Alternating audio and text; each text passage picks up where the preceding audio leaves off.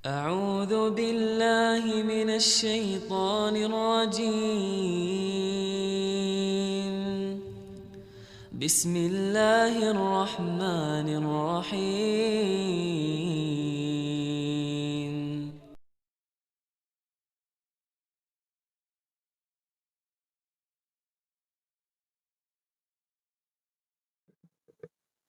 Bismillahirrahmanirrahim. Assalamualaikum warahmatullahi wabarakatuh.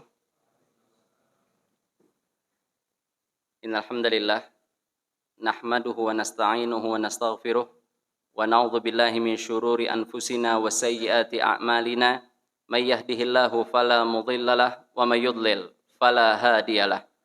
Wa asyhadu an la ilaha illallah wahdahu la syarikalah wa asyhadu anna Muhammadan abduhu wa rasuluh.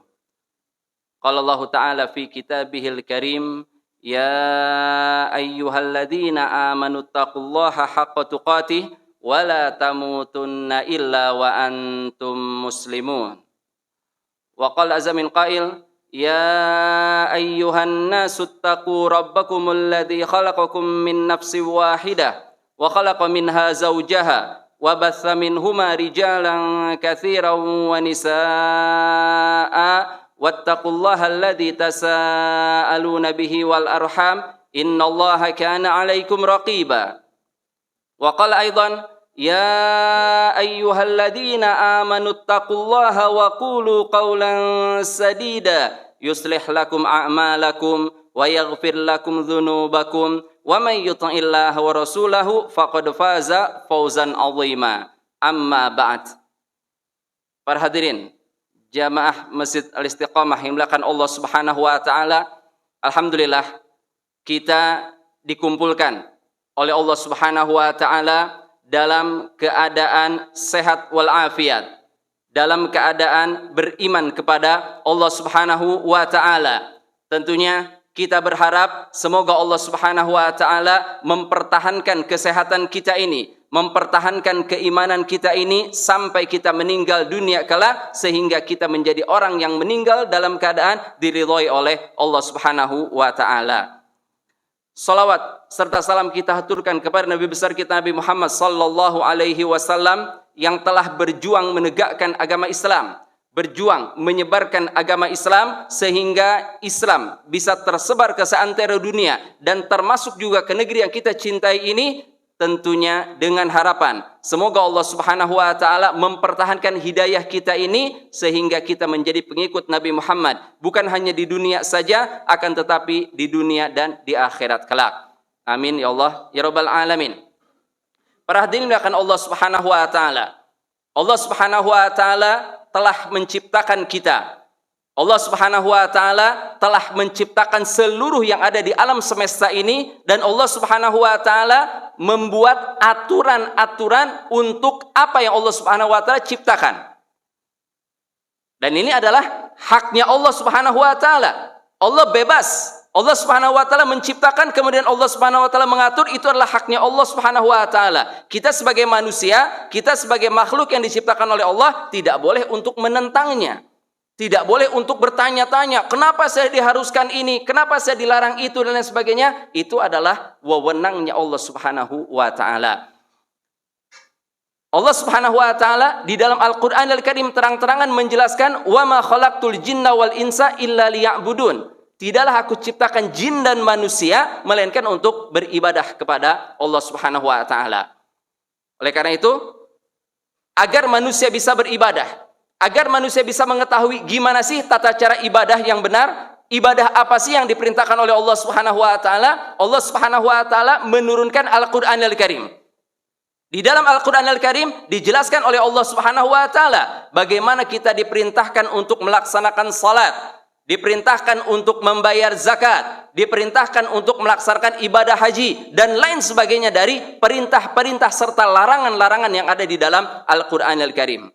Kemudian untuk bisa mengerti Al-Quran Al-Karim tentunya membutuhkan penjelasan, membutuhkan seseorang yang akan menjelaskannya kepada kita. Diutuslah Nabi kita Nabi Muhammad sallallahu alaihi wasallam untuk menjelaskan apa yang ada di dalam Al-Quran Al-Karim. Ketika kita diperintahkan untuk salat, Kita bingung, bagaimana sih tata cara sholat yang baik dan benar? Dicontohkan oleh Rasulullah, begini tata cara sholat yang baik dan benar. Kita membaca dalam Al-Quran, oh diwajibkan untuk berpuasa. Puasa itu apa sih? Bagaimana sih puasa yang baik dan benar? Dicontohkan oleh Rasulullah tentang bagaimana cara puasa yang baik dan benar. Di antara perkara-perkara yang diperintahkan oleh Allah Subhanahu wa taala, di antara ibadah-ibadah yang diperintahkan oleh Allah Subhanahu wa taala kepada kita adalah kita diperintahkan untuk bertawakal kepada Allah Subhanahu wa taala.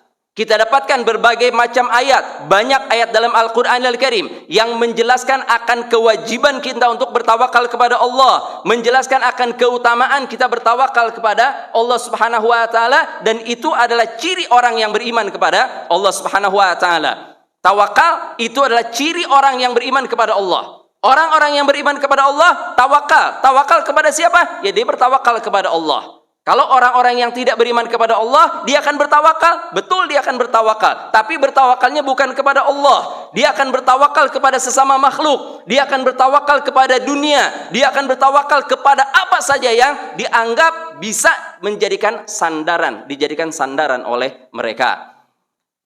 Di antara ayat-ayat yang menjelaskan akan perintah untuk bertawakal kepada Allah Subhanahu wa taala adalah apa yang Allah firmankan dalam surat Al-Furqan. Di dalam surat Al-Furqan ayat ke-58, Allah Subhanahu wa taala berfirman, "Wa tawakkal 'alal hayyil ladzi la yamut." Bertawakallah engkau kepada Allah Subhanahu wa taala Al-Hayy, yang maha hidup, kekal, alladzi la yamut, yang tidak akan mati. Wasabbih bihamdih, dan bertasbihlah engkau dengan memujinya, wa kafa bihi bidzunubi ibadihi khabira. Cukuplah Allah Subhanahu wa taala maha mengetahui atas seluruh dosa yang dilakukan oleh hamba-hambanya.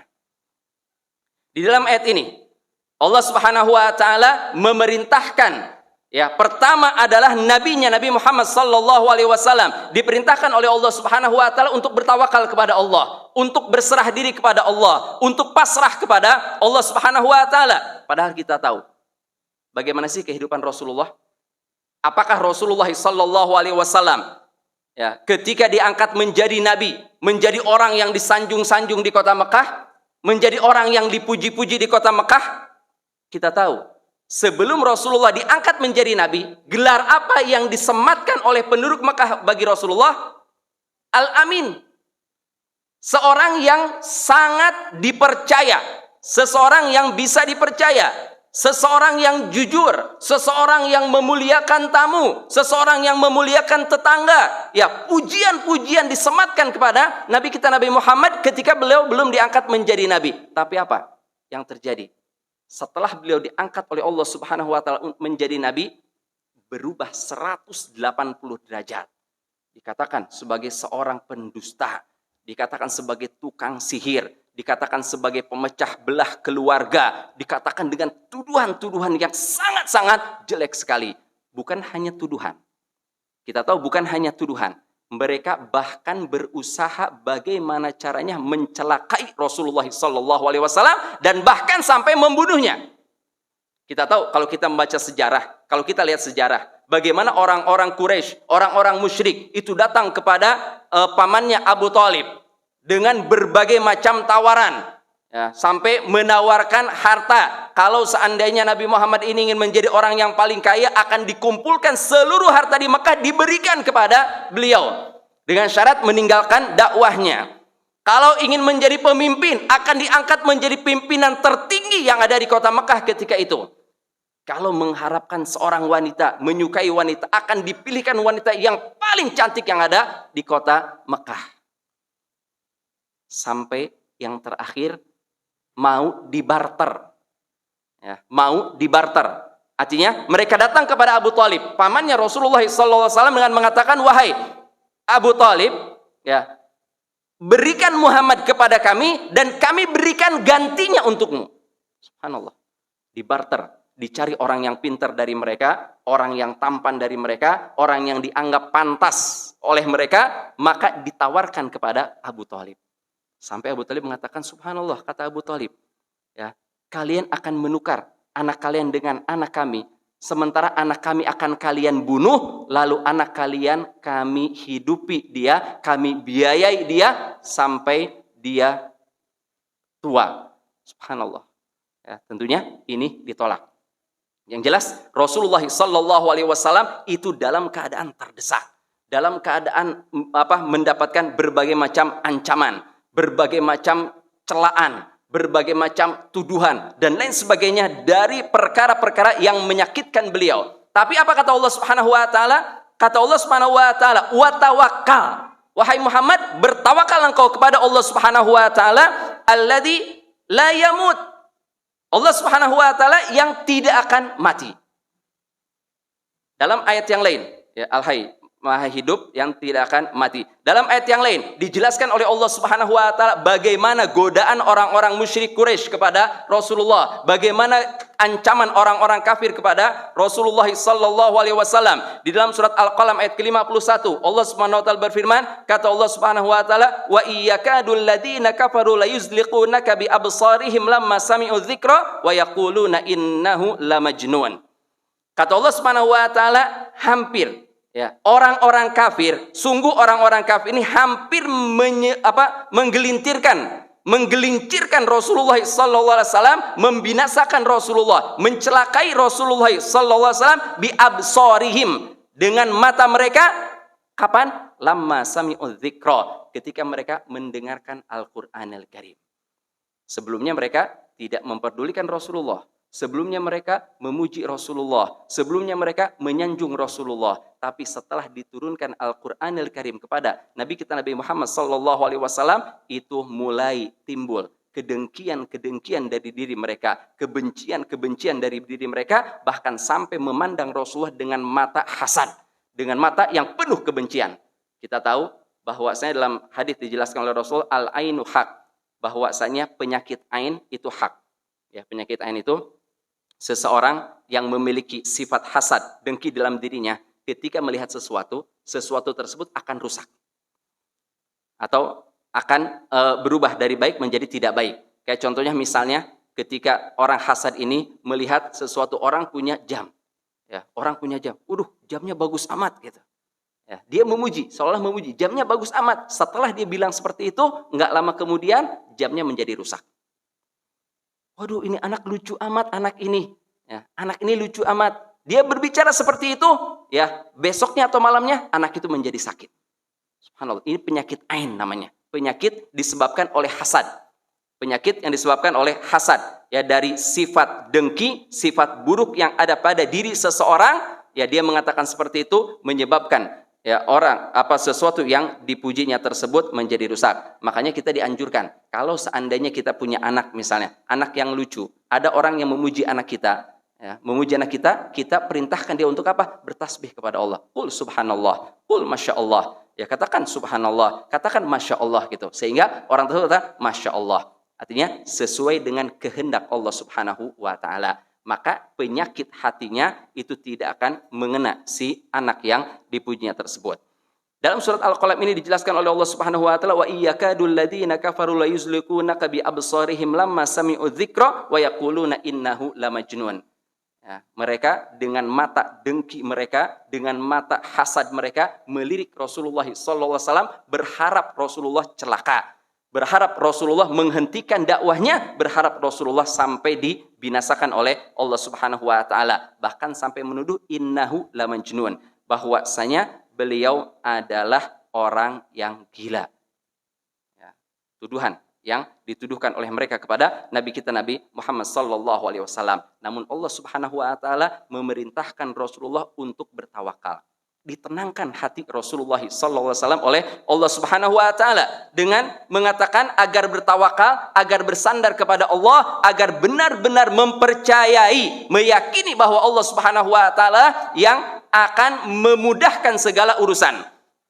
Seseorang kalau seandainya akan diberikan mudarat oleh orang lain, walaupun semua orang berkumpul untuk memberikan mudarat, kata Rasulullah, niscaya mereka tidak akan bisa memberikan mudarat kepada seseorang kecuali kalau telah ditetapkan oleh Allah Subhanahu wa taala. Begitu pula ketika seseorang misalnya berkumpul untuk memberikan manfaat kepada seseorang. Dalam hadis Ibnu Abbas yang masyhur dijelaskan oleh Rasulullah, kalau semua orang berkumpul untuk memberikan manfaat kepada orang lain, niscaya manfaat tersebut tidak akan sampai kepadanya kecuali kalau telah ditetapkan oleh Allah Subhanahu wa taala.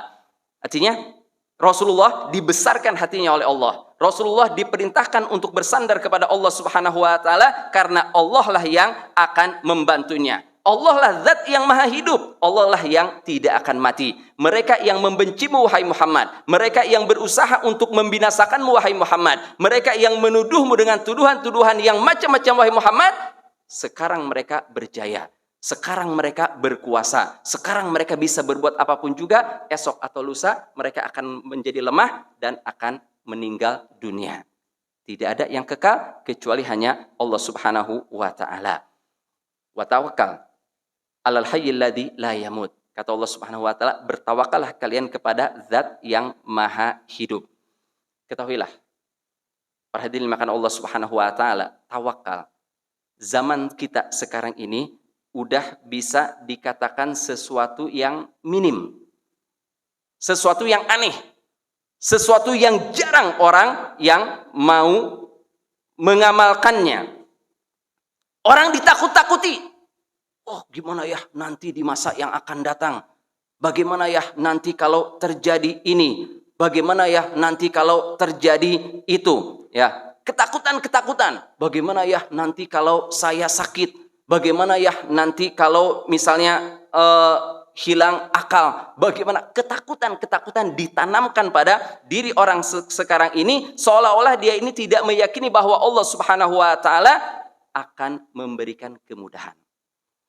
Seolah dia ini tidak yakin bahwasanya yang memberikan kemudahan, yang memberikan kesulitan, yang memberikan kesehatan, yang memberikan penyakit itu adalah Allah Subhanahu wa taala.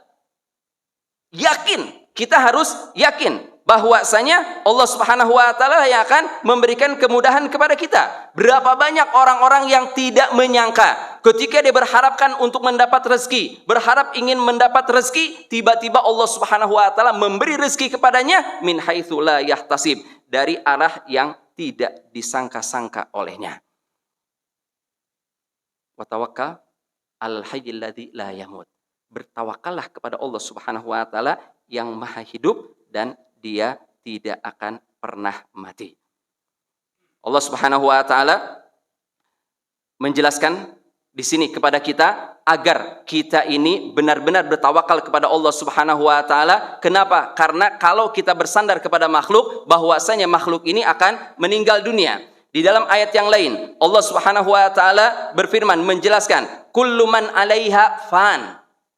Setiap yang ada di atas bumi ini seluruhnya akan binasa tanpa terkecuali. Wa yabqa wajhu rabbika dzul jalali wal ikram. Yang hanya tersisa adalah Allah Subhanahu wa taala yang maha mulia dan Allah Subhanahu wa taala maha baik. Semua ya pasti akan merasakan yang namanya kematian. Allah Subhanahu wa taala tidak akan mati. Di dalam ayat yang lain, jangankan mati. Di dalam ayat kursi yang kita semua hafal, di dalam ayat kursi yang kita semua suka membaca ayat kursi, apa kata Allah Subhanahu wa taala? La ta'khudhuhu sinatu wala naum. Allah Subhanahu wa taala tidak mengantuk dan juga tidak tidur. Enggak butuh tidur Allah Subhanahu wa taala. Allah tidak mengantuk. Bayangkan, kalau seandainya Allah Subhanahu wa taala lalai, lengah sedikit saja, apa yang akan terjadi di alam semesta ini? Mungkin planet-planet akan saling bertabrakan. Matahari akan pindah dari tempatnya. Bintang-bintang akan berjatuhan kalau Allah Subhanahu wa taala lalai. Tapi kata Allah Subhanahu wa taala memastikan dalam Al-Qur'anul Karim surat ayat kursi dalam surat Al-Baqarah, la ta'khudhuhu sinatu wala naum. Bahwasanya Allah Subhanahu wa taala itu tidak mengantuk dan juga Allah Subhanahu wa taala tidak akan pernah tidur. Oleh karena itu, para hadirin makan Allah Subhanahu wa taala, kita sebagai orang yang beriman kepada Allah Subhanahu wa taala, kita ini harus benar-benar bisa meyakini bahwasanya segala sesuatu itu akan dimudahkan oleh Allah Subhanahu wa taala kalau kita benar-benar bertawakal kepada Allah Subhanahu wa taala. Tapi sangat disayangkan, sekarang ini sudah banyak atau kebanyakan orang mereka memiliki sifat pesimis di dalam dirinya. Mereka memiliki sifat pesimis di dalam dirinya. Kenapa? Mereka pesimis dengan masa yang akan datang. Mereka berpikir, oh gimana ya nanti kalau tahun 2030 apa yang akan terjadi? Bagaimana dengan tahun 2040 apa yang akan terjadi? Bagaimana dengan tahun misalnya 2025 apa yang akan terjadi? Kenapa kita harus memikirkan keadaan-keadaan yang akan datang? Sementara ada juga sebagian orang yang memikirkan sesuatu yang telah lalu. Wah, menyesal saya dulu begini. Wah, menyesal saya dulu begitu. Menyesal. Kenapa harus disesalkan? Sesuatu yang sudah berlalu, sudah kita serahkan kepada Allah Subhanahu wa Ta'ala. Kita menginginkan sesuatu. Sesuatu tersebut tidak bisa kita capai pada masa yang lalu, jangan kita sesali. Jangan dijadikan beban oleh kita. Biarkan ini sudah berlalu. Dan hari ini tidak akan mungkin kembali lagi ke hari esok. Sudah berlalu, sudah kita serahkan kepada Allah. Yang akan datang, jangan terlalu kita ini disibukkan dengan keadaan yang akan terjadi pada masa yang akan datang. Oh, nanti dikhawatirkan akan terjadi perang. Oh, nanti dikhawatirkan ekonomi akan jatuh. Oh, dikhawatirkan barang-barang akan naik. Sekarang, kalau kita tanyakan, berapa sering kita mendengar bahwasanya harga komoditas akan naik? Seberapa sering? Sangat sering. Ya. Setiap tahun mungkin kita mendengar, oh ini barang akan naik, oh beras akan naik, telur akan naik, minyak akan naik. Sekarang pertanyaannya, pernahkah kita merasa kelaparan? Pernah?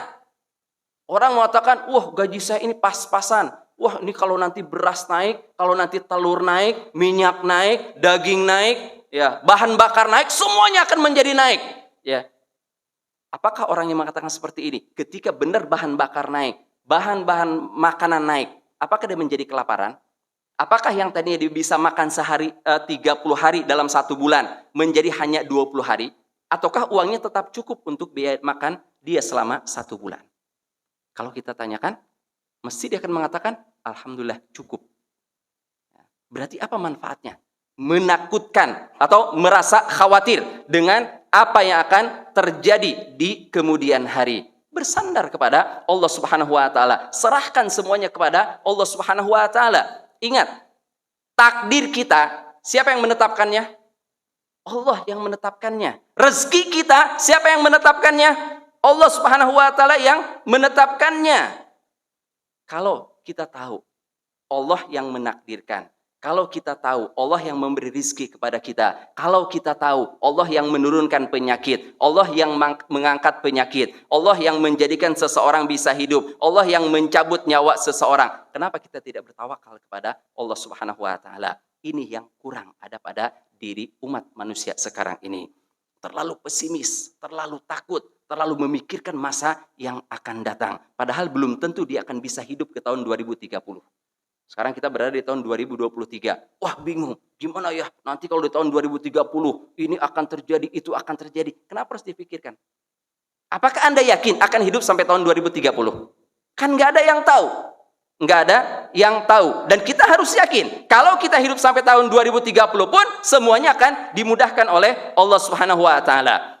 Karena makna tawakal itu adalah sidqul i'timadi 'alallahi wa tafwidul amri ilaihi. Jujur, ya, benar-benar berpegang kepada Allah Subhanahu wa Ta'ala dan menyerahkan seluruh urusan kepada Allah Subhanahu wa Ta'ala. Seseorang kalau sudah bersandar, berpegang kepada orang lain, maka dia akan pasrah kepadanya. Berapa banyak kita mendengar di masyarakat, ya, anggap ketika seseorang membutuhkan biaya untuk sekolah anaknya. Misal orang ini kebingungan. Wah, gimana ya saya membiayai SPP anak saya? Per bulannya sekian, saya nggak mampu. Tiba-tiba ada orang datang kepadanya, kamu nggak usah takut. SPP anak kamu saya yang jamin, saya yang tanggung. Tenang nggak dia? Akan merasa tenang atau tidak? Dia akan merasa tenang. Merasa tenang, baru dibayar SPP sekali, orangnya meninggal dunia. Apa yang terjadi? Bertambah tenang dia, kembali menjadi ketakutan lagi. Kenapa? Karena dia bersandarnya kepada manusia. Coba dia bersandarnya kepada Allah Subhanahu wa Ta'ala. Ya. Al-Hayy alladzi la yamut. Zat yang maha hidup dan selama-lamanya tidak akan meninggal dunia. Banyak dari orang salah dalam memahami tawakal. Ya, salah dalam memahami tawakal. Padahal tawakal itu ya kita menyerahkannya kepada Allah Subhanahu wa taala dibarengi dengan usaha, diiringi dengan usaha. Kalau tidak diiringi dengan usaha, itu namanya kita tidak bertawakal kepada Allah Subhanahu wa taala dengan sebenar-benarnya tawakal. Mungkin enggak? Ya. Karena kita merasa, karena kita tahu, oh takdir telah ditetapkan oleh Allah Subhanahu wa taala. Semua urusan telah ditetapkan oleh Allah Subhanahu wa taala. Kemudian ketika kita ingin makan, ya, kita ingin makan, ada makanan di hadapan kita. Kemudian diam. Ya. Anda kenapa? Anda tidak makan? Iya nih saya lapar. Kenapa Anda tidak makan? Ah, saya tawakal sama Allah. Kalau Allah menakdirkan makanan ini akan masuk ke mulut saya, makanan akan terbang akan terbang masuk ke mulut saya. Apakah itu yang namanya tawakal? Kan tidak. Yang namanya tawakal, kita merasa lapar. Ada makanan di hadapan, apa yang kita lakukan? Ya kita ulurkan tangan kita ambil makanan tersebut, kita makan makanan tersebut. Maka itu namanya kita sudah berusaha. Ingat, kita tidak boleh menyandarkan kepada yang namanya usaha. Saya udah berusaha, pasti akan berhasil. Enggak. Berapa banyak orang yang berusaha, tapi usahanya tersebut tidak berhasil? Atau berapa banyak orang yang berusaha, tapi sebetulnya ya usahanya tersebut tidak seperti yang dia bayangkan. Ya, tidak seperti yang dia bayangkan.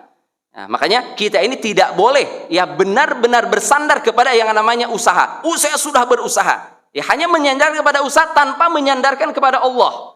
Ya, ini sesuatu yang salah. Kita tahu bahwasanya api itu kan bisa membakar.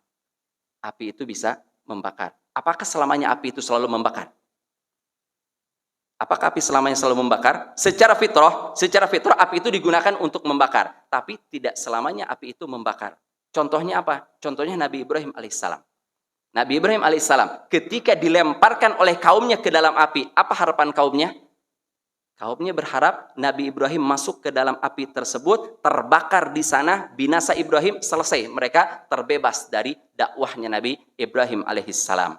Tapi apa kata Allah Subhanahu wa taala? Ya naru kuni bardan wasalaman ala Ibrahim. Wahai api, jadilah engkau dingin dan menjadi penyelamat bagi Ibrahim. Orang-orang berusaha, mereka berusaha untuk membakar Nabi Ibrahim alaihissalam, tapi Allah Subhanahu wa taala berkehendak yang lain. Allah Subhanahu wa taala itu tidak menginginkan Nabi Ibrahim itu terbakar oleh api yang disiapkan oleh kaumnya tersebut. Oleh karena itu, para hadirin yang dimuliakan Allah Subhanahu wa taala, hendaklah kita ini benar-benar bisa menyerahkan segala sesuatu kita itu kepada Allah Subhanahu wa taala. Enggak boleh kita ini dengan dalih tawakal kemudian kita pasrah atas apa yang ada pada diri kita. Apakah dibenarkan ada orang yang misalnya sedang bekerja kemudian dia berhenti dari pekerjaannya? Dia bekerja misalnya di satu perusahaan, dia berhenti dari pekerjaannya. Ketika ditanya, kenapa Anda berhenti? Dia mengatakan, saya mau bertawakal kepada Allah Subhanahu wa taala. Apakah ini dibenarkan? Tentu ini tidak dibenarkan. Anda kalau mengatakan Anda bertawakal, Anda pun harus melakukan usaha. Bagaimana Anda merealisasikan apa yang Anda inginkan. Kayak contohnya lagi misalnya, seseorang ingin punya anak, tapi dia tidak mau menikah. Apakah mungkin dia akan punya anak? Nggak mungkin dia akan memiliki anak kalau seandainya tidak menikah. Karena Allah Subhanahu wa taala telah menetapkan barang siapa yang menginginkan anak, barang siapa yang menginginkan keturunan dari jalan yang diridhoi oleh Allah Subhanahu wa taala, maka dia harus menikah. Salah kalau seandainya ada orang duduk-duduk di rumahnya, kemudian ketika ditanya, "Kenapa Anda tidak bekerja?" Ngapain saya bekerja? Tawakal aja saya sama Allah Subhanahu wa taala. Kalau Allah menakdirkan saya ini menjadi orang kaya, maka saya akan kaya, dan kalau Allah Subhanahu wa taala menakdirkan saya akan miskin, maka saya akan menjadi miskin. Ini adalah tawakal yang tidak dibenarkan. Tawakal yang salah dalam memahami makna tawakal. Orang yang berusaha saja terkadang mendapatkan apa yang dia inginkan dan terkadang tidak mendapatkan apa yang dia inginkan. Berapa banyak kita mendengar misalnya ada orang-orang yang bekerja. Ada orang-orang yang misal berusaha, dia mau bisnis, ya. Dia mau bisnis, dia berusaha untuk bisnis. Buka usaha di sini, gagal. Buka usaha di sana, gagal. Dia sudah berusaha, tapi usahanya tersebut tidak mendapatkan hasil. Sementara tidak sedikit pula ada orang lain yang membuka usaha, langsung dia bisa menjadi orang yang sukses. Ya, jadi setelah kita berusaha, Kita bertawakal kepada Allah Subhanahu wa taala, kita tidak boleh menyandarkan benar-benar hal tersebut kepada sebab yang kita lakukan, kepada usaha yang kita lakukan, tapi sandarkanlah sepenuhnya kepada Allah Subhanahu wa taala. Berapa banyak pula seseorang telah berusaha tidak mendapatkan apa yang dia inginkan, lalu dia berputus asa. Ini adalah suatu kesalahan. Janganlah kita mengira bahwasanya ketika usaha kita ini tidak berhasil, itu merupakan suatu kegagalan bagi kita. Jangan selalu mengatakan hal yang seperti itu. Bisa jadi ya, kegagalan kita tersebut adalah keberhasilan di mata Allah Subhanahu wa taala. Itu yang terbaik untuk kita. Kita ambil contoh misalnya, orang suami istri menikah. Ya, laki dan perempuan menikah, setelah menjadi suami istri, bertahun-tahun mereka tidak punya anak. Sudah berusaha, pergi mungkin ke dokter, melakukan pemeriksaan ini, melakukan bayi tabung, dan mungkin juga misalnya pergi ke berusaha untuk melalui jalur tabib misalnya, dan lain sebagainya dari usaha-usaha yang dia lakukan. Namun usahanya tersebut tidak berhasil. Jangan putus asa. Kenapa? Karena kita ini nggak tahu. Bisa jadi suami istri tersebut kalau seandainya mereka dikaruniai anak, anaknya akan menyebabkan dia sesat dari jalan Allah Subhanahu wa taala. Anaknya akan menyulitkan kehidupan pasangan suami istri tersebut. Jadi husnudzon kepada Allah, berprasangka baiklah kepada Allah Subhanahu wa taala. Itu yang namanya tawakal kepada Allah.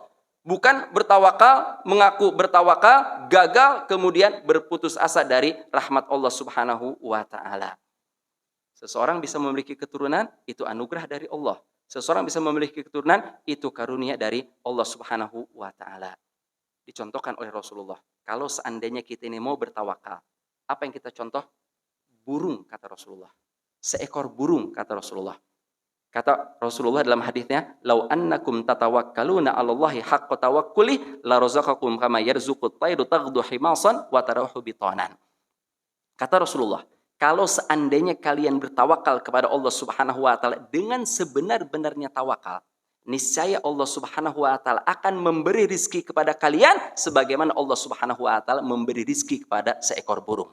Yang mana burung tersebut taghdu himasan, pergi dari sarangnya di pagi hari dalam keadaan lapar, dalam keadaan perut kosong, wa taruhu bitanan, dan kembali di sore hari dalam keadaan perut yang penuh dengan makanan. Lihat, burung ketika pergi pagi hari dari sarangnya, tahu nggak dia mau pergi kemana? Tahu nggak dia di mana ada makanan? Tahu nggak? Dia nggak tahu.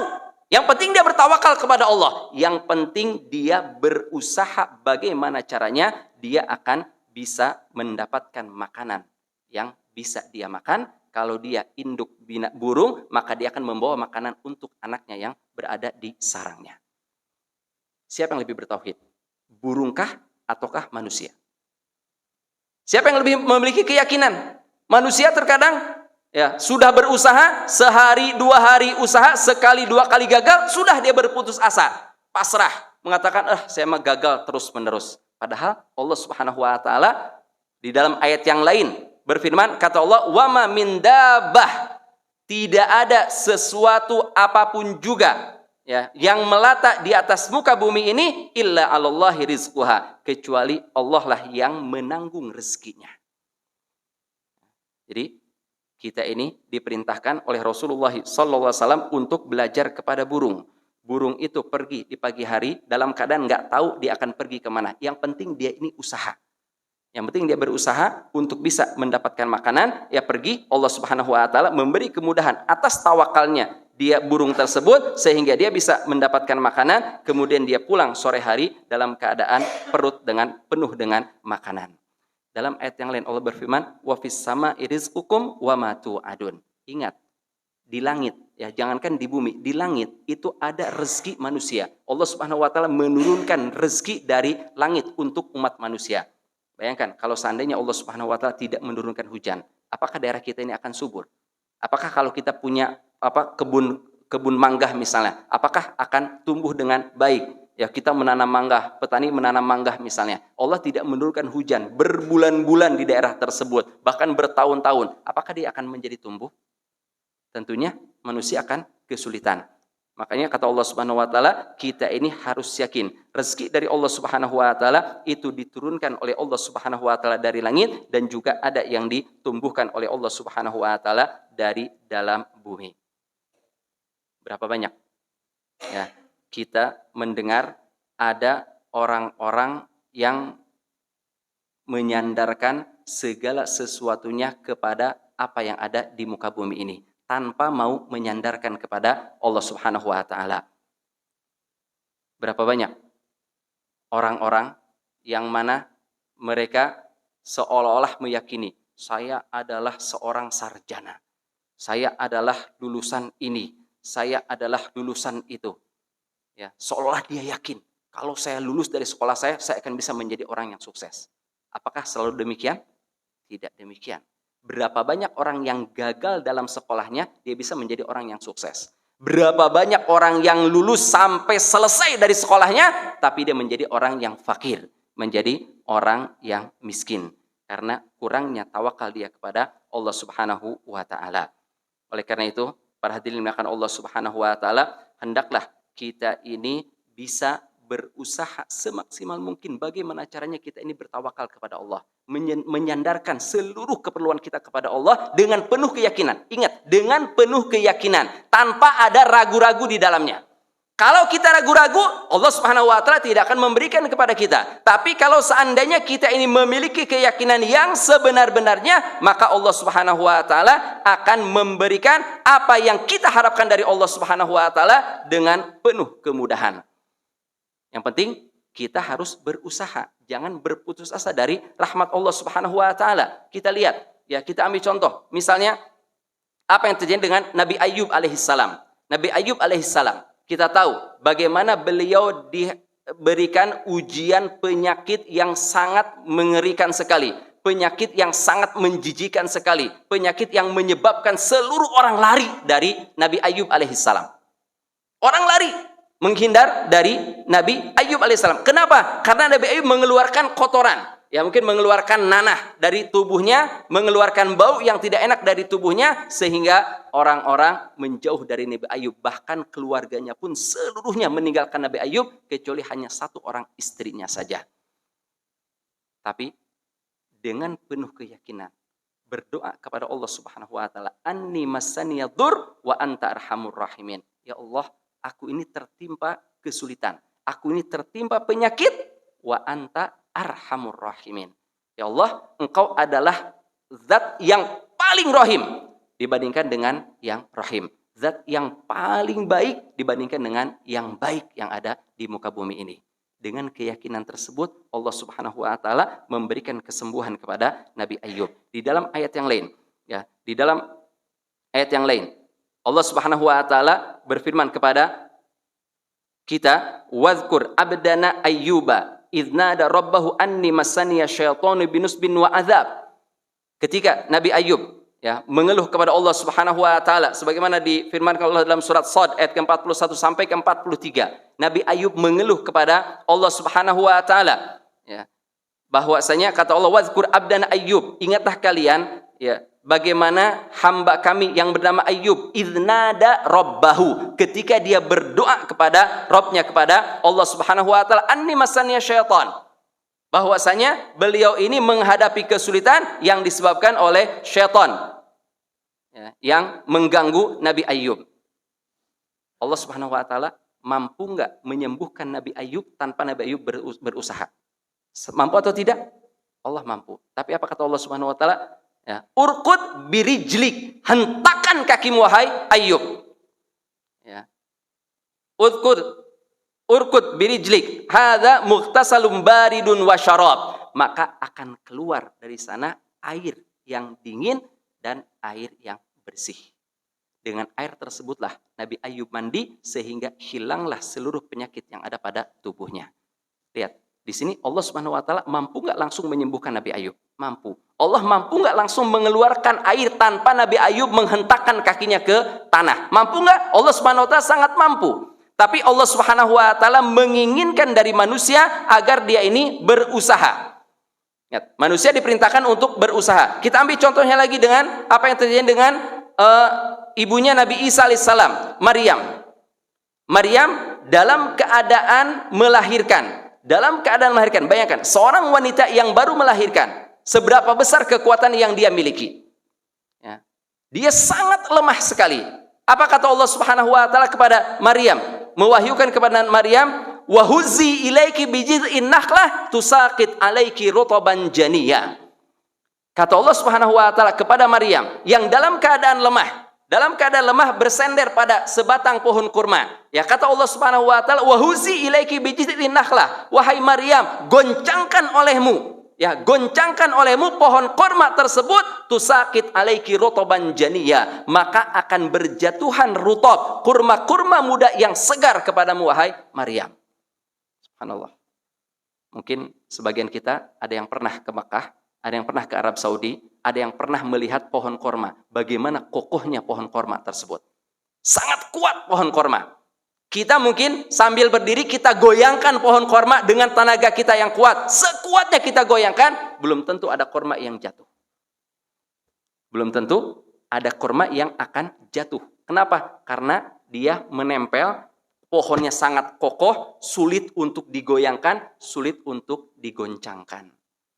Tapi apa kata Allah SWT kepada Maryam? Wahuzzi, goyangkan, goncangkan. Kata para ulama menjelaskan, Allah Subhanahu wa taala mampu menjatuhkan kurma-kurma muda tersebut tanpa digoncangkan oleh Maryam. Tapi Allah Subhanahu wa taala menginginkan manusia agar dia itu berusaha. Itu yang namanya tawakal. Seseorang bertawakal kepada Allah Subhanahu wa taala bukan artinya dia pasrah. Seseorang bertawakal kepada Allah Subhanahu wa taala itu dibarengi dengan usaha. Usaha yang maksimal. Hasilnya bagaimana? Hasilnya kita serahkan kepada Allah Subhanahu wa taala. Rasulullah sallallahu alaihi wasallam pernah suatu hari didatangi oleh sahabat. Ya, sahabat masuk ke dalam masjid, kemudian mengabarkan kepada Rasulullah, "Ya Rasulullah, ontaku berada di luar." Ontaku berada di luar masjid. Kata dia, "Ya Rasulullah, aqilha wa atawakkal am utliquha wa atawakkal." Ya Rasulullah, ontaku tersebut aku ikat, kemudian aku tawakal kepada Allah, ataukah ontaku tersebut aku lepaskan, kemudian aku bertawakal kepada Allah Subhanahu wa taala. Artinya, dia ini ingin mencari jawaban yang dinamakan tawakal kepada Allah Subhanahu wa taala. Apakah dengan pasrah begitu saja ataukah harus dibarengi dengan usaha? Apa jawab Rasulullah? Iqilha wa tawakkal 'ala Allah. Engkau ikat ontakmu tersebut, kemudian barulah engkau bertawakal kepada Allah Subhanahu wa taala. Dalam ayat yang lain, Allah Subhanahu wa taala menjelaskan, mencontohkan kepada kita tentang bagaimana tawakal itu harus dibarengi dengan usaha. Allah Subhanahu wa taala contohkan kisah Nabi Musa alaihissalam. Nabi Musa alaihissalam ketika dikejar-kejar oleh Fir'aun dan pasukannya. Sementara Nabi Musa dan para sahabatnya itu berlari menghindar dari kejaran Fir'aun serta pasukannya. Hingga sampai di mana? Hingga sampai di lautan.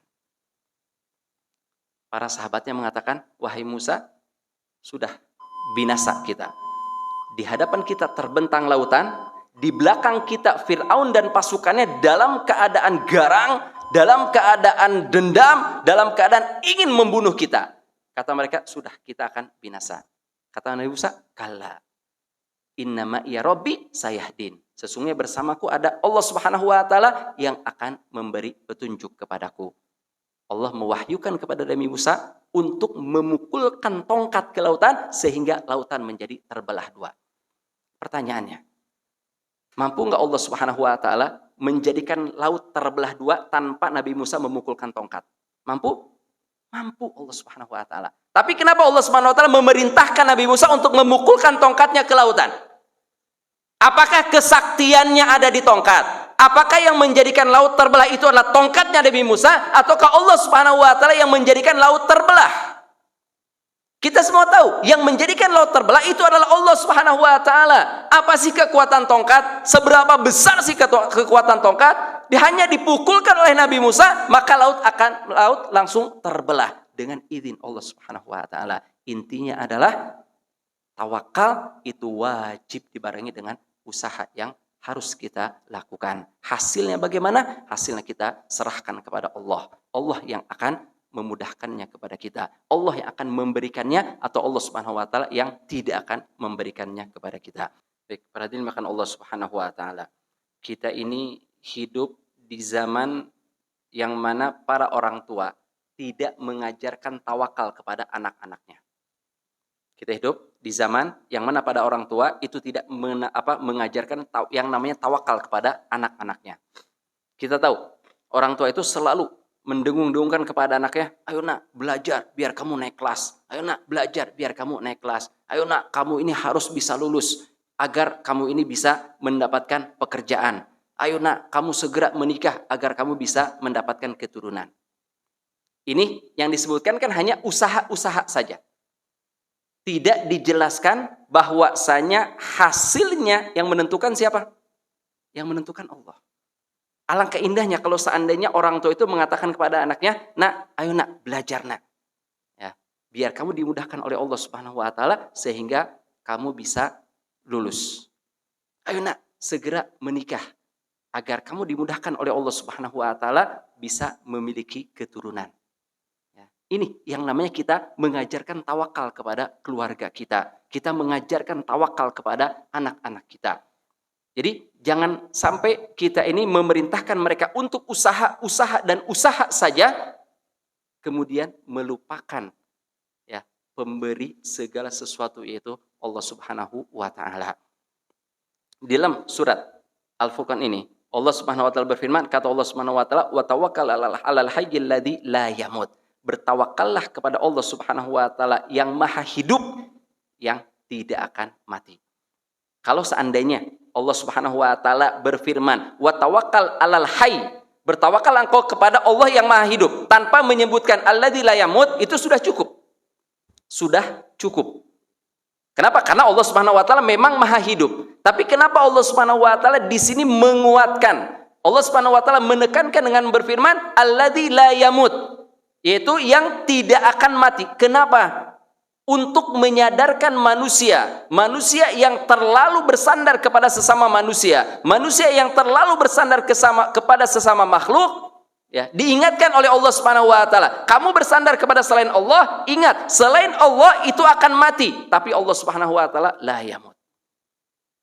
Kemudian dikuatkan lagi oleh Allah Subhanahu wa taala agar kita ini bisa menjadi orang yang bertawakal. Bagaimana caranya? Wasabbih bihamdih. Bertasbihlah dengan memuji Allah Subhanahu wa taala. Artinya bukan tawakal kemudian pasrah begitu saja. Dibarengi dengan usaha. Di antara usaha adalah beribadah kepada Allah Subhanahu wa taala. Dalam ayat yang lain, Allah Subhanahu wa taala berfirman, kata Allah Subhanahu wa taala, "Wa laqad na'lamu annaka yadhiqu sadruka bima yaqulun."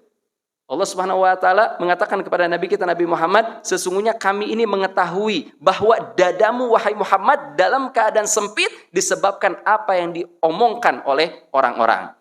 Menuduh tukang sihir, menuduh sebagai orang gila, menuduh sebagai pemecah belah keluarga, menuduh ini, menuduh itu, tuduhan-tuduhan sempit dada hati Nabi kita Nabi Muhammad sallallahu alaihi wasallam. Diajarkan oleh Allah bagaimana cara melapangkannya. Kata Allah Subhanahu wa taala, ya, fasabbih bihamdi rabbika wa kum minas sajidin. Ya, bertasbihlah dengan memuji Rabbmu dan jadilah engkau termasuk orang-orang yang sujud. Ini bisa kita lihat dalam surat Al-Hijr ayat ke-97 sampai ke-99. Ya, kata Allah Subhanahu wa taala, ya, dijelaskan walaqad na'lamu annaka yadhiqu sadruka bima yaqulun. Sungguhnya kami mengetahui bahwa dadamu wahai Muhammad dalam keadaan sempit disebabkan omongan orang-orang yang menuduh kamu yang dengan tuduhan yang macam-macam. Untuk melapangkan dadamu, fasabbih bihamdi rabbik. Bertasbihlah engkau dengan memuji Rabbmu dan jadilah engkau termasuk orang yang salat. Termasuk orang yang sujud, termasuk orang yang beribadah kepada Allah Subhanahu wa taala. Kemudian di ayat yang ke-99-nya, wa'bud rabbaka hatta ya'tiyakal yaqin. Dan beribadahlah kepada Rabbmu, kepada Allah Subhanahu wa taala hatta ya'tiyakal yaqin, sampai datang kematian kepadamu. Ya. Rasulullah dikabarkan oleh Allah Subhanahu wa taala, kalau ingin memiliki hati yang lapang, kalau ingin memiliki dada yang lapang, kalau menginginkan ketenangan di dalam kehidupannya, jangan pernah malas untuk beribadah kepada Allah Subhanahu wa taala. Ini yang dianjurkan oleh Allah Subhanahu wa taala kepada nabi kita Nabi Muhammad sallallahu alaihi wasallam. Demikian pula kita sebagai umatnya. Kalau kita ini merasa dada kita sempit, ya, kalau kita ini merasa banyak kekesalan pada diri kita, bagaimana cara menyembuhkannya? Ke dokter nggak akan manfaat. Ya, dokter tidak akan bisa menyembuhkan penyakit hati yang ada pada diri seseorang, tidak. Tapi kembalikan kemana? Kembalikan kepada Allah Subhanahu wa taala. Sujud kepada Allah, beribadah kepada Allah dengan sebenar-benarnya ibadah, maka Allah Subhanahu wa taala akan memberi kemudahan. Ingat, manusia tidak lepas dari yang namanya dosa. Oleh karena itu dalam surat Al-Furqan kata Allah Subhanahu wa taala di akhirnya wa kafa bihi bidzunubi ibadihi khabira. Allah Subhanahu wa taala Maha mengetahui atas dosa-dosa yang dilakukan oleh manusia. Hambanya berbuat dosa di tempat yang diketahui oleh orang lain, Allah Subhanahu wa taala mengetahui. Hambanya berbuat dosa di tempat yang tersembunyi, di dalam kamarnya, dalam keadaan gelap, tidak ada yang melihat, Allah Subhanahu wa taala Maha melihat. Wa kafa bidzunubi ibadihi khabira. Allah Subhanahu wa taala itu Maha mengetahui. Oleh karena itu, para hadirin makan Allah Subhanahu wa taala, hendaklah kita ini bisa bertawakal kepada Allah Subhanahu wa taala dengan sebenar-benarnya tawakal. Yang namanya tawakal yang sebenar-benarnya adalah dibarengi dengan usaha. Tapi kita tidak boleh menyandarkan 100% kepada yang namanya usaha. Tetap yang menentukannya adalah Allah Subhanahu wa taala. Kalau kita ingin tawakal kita ini dimudahkan oleh Allah, jangan malas kita beribadah kepada Allah Subhanahu wa taala. Kita harus ingat, kita ini akan diperlakukan oleh Allah Subhanahu wa taala sebagaimana kita memperlakukan Allah Subhanahu wa taala. Dalam Al-Qur'an dijelaskan oleh Allah, "Fadhkuruni adzkurkum." Kata Allah, ingatlah kalian kepadaku, maka aku akan ingat kepada kalian. Ketika Allah Subhanahu wa taala berbicara tentang orang-orang munafik, tentang orang-orang kafir, apa kata Allah Subhanahu wa taala? Nasullah. Mereka lupa kepada Allah, fanasiyahum, maka Allah pun melupakan mereka. Kalau kita yakin kepada Allah, maka Allah akan yakin kepada kita, Allah akan memberi kemudahan kepada kita. Kita berharap mudah-mudahan Allah Subhanahu wa taala menjadikan kita orang yang bisa bertawakal kepada Allah Subhanahu wa taala dengan sebenar-benarnya tawakal, sehingga Allah Subhanahu wa taala memudahkan segala urusan kita dan Allah Subhanahu wa taala meridhoi kita, menjadikan kita orang yang dirahmati oleh Allah Subhanahu wa taala. Amin ya rabbal alamin. Para hadirin makan Allah Subhanahu wa taala, mungkin ini apa yang bisa saya sampaikan dalam kesempatan kali ini. Kalau biasa saya mohon maaf. Wallahu a'lam bishawab. Subhanakallahumma bihamdika asyhadu an la ilaha illa anta astaghfiruka wa atubu ilaik. Wassalamualaikum warahmatullahi wabarakatuh.